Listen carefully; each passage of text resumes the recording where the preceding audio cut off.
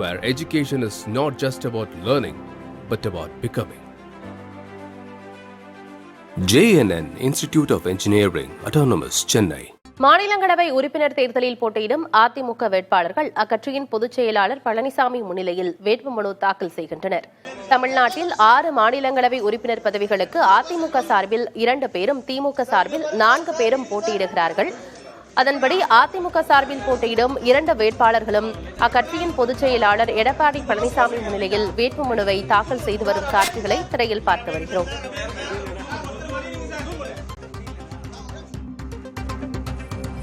மாநிலங்களவை தேர்தலில் போட்டியிடும் அதிமுக வேட்பாளர்கள் 2 பேரும், இன்பதுரை, தனபால் ஆகிய இருவரும் எடப்பாடி பழனிசாமி முன்னிலையில் வேட்புமனுவை தாக்கல் செய்து வரும் காட்சிகளை திரையில் பார்க்கிறோம். நிகழ்விடத்தில் கட்சியின் மூத்த நிர்வாகிகளும் இருக்கிறார்கள். தமிழ்நாட்டில் 6 மாநிலங்களவை உறுப்பினர் பதவிகளுக்கு அதிமுக சார்பில் 2 பேர், திமுக சார்பில் 4 பேர் போட்டியிடுகிறார்கள். அதிமுக சார்பில் தனபால் மற்றும் இன்பதுரை ஆகிய 2 நபர்கள் போட்டியிடுகிறார்கள். இருவரும் அக்கட்சியின் பொதுச் செயலாளர் எடப்பாடி பழனிசாமி முன்னிலையில் வேட்புமனுவை தாக்கல் செய்து வருகின்றனர். தலைமைச் செயலகத்தில் வேட்புமனுவை தாக்கல் செய்து வரும் காட்சிகளை பார்த்து வருகிறோம். முன்னாள் அமைச்சர் செங்கோட்டையன், KP முனுசாமி உள்ளிட்ட மூத்த நிர்வாகிகளும் நிகழ்விடத்தில் இருக்கிறார்கள்.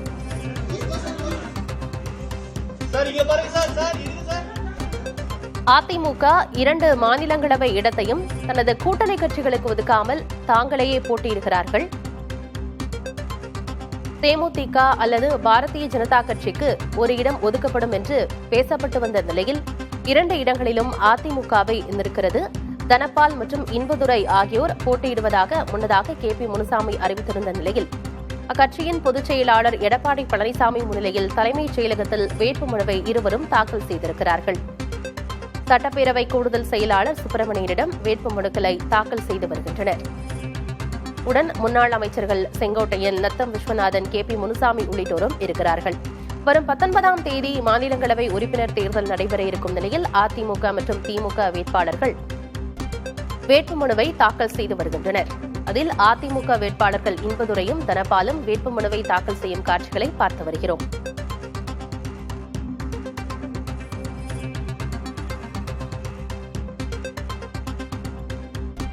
விவரங்களோடு செய்தியாளர் ஸ்டாலின் இணைந்திருக்கிறார். ஸ்டாலின், அதிமுக சார்பாக போட்டியிடக்கூடிய வேட்பாளர்கள் தனபால் மற்றும் இன்பதுரை வேட்புமனுவை தாக்கல் செய்து வருகிறார்கள். கூடுதல் விவரம் என்ன?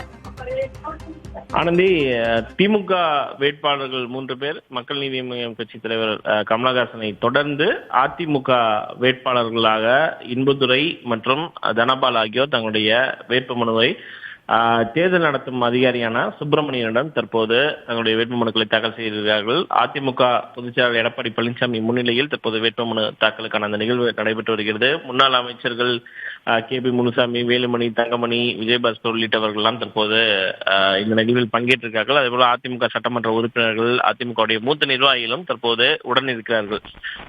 இந்த மாநிலங்களவை தேர்தலை பொறுத்த வரைக்கும் 6 இடங்கள் காலியாக இருக்கக்கூடிய ஒரு சூழல்ல இந்த 6 இடங்களுக்கான வேட்பாளர்களாக திமுக சார்பில் 4 பேர், அதே போல அதிமுக சார்பில் 2 பேர் அறிவிக்கப்பட்டிருந்தார்கள். ஜூன் 9ஆம் தேதியுடன் இந்த வேட்புமனு தாக்கலுக்கான தேதி முடிவடைகிறது. அதன் பிறகு ஜூன் 10ஆம் தேதி அன்று வேட்புமனு மீதான பரிசீலனை, 12ஆம் தேதி வேட்புமனுவை திரும்ப பெறுவதற்கான தேதி அறிவிக்கப்படுகிறது.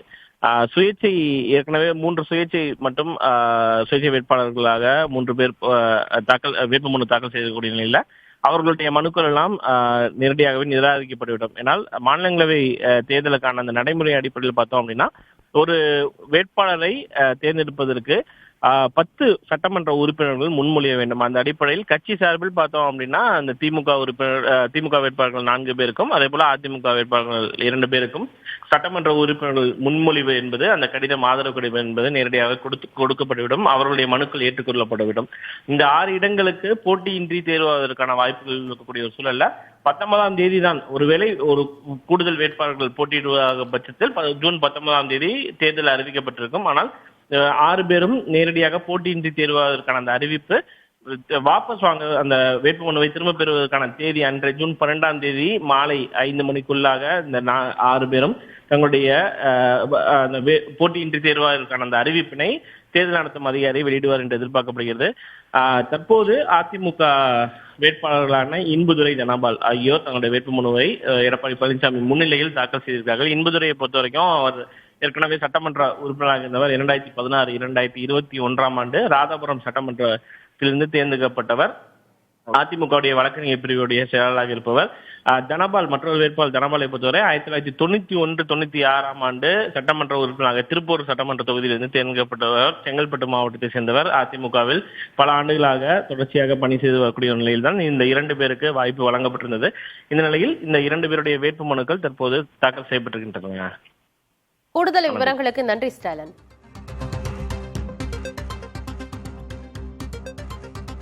Where education is not just about learning, but about becoming. JNN Institute of Engineering, Autonomous, Chennai.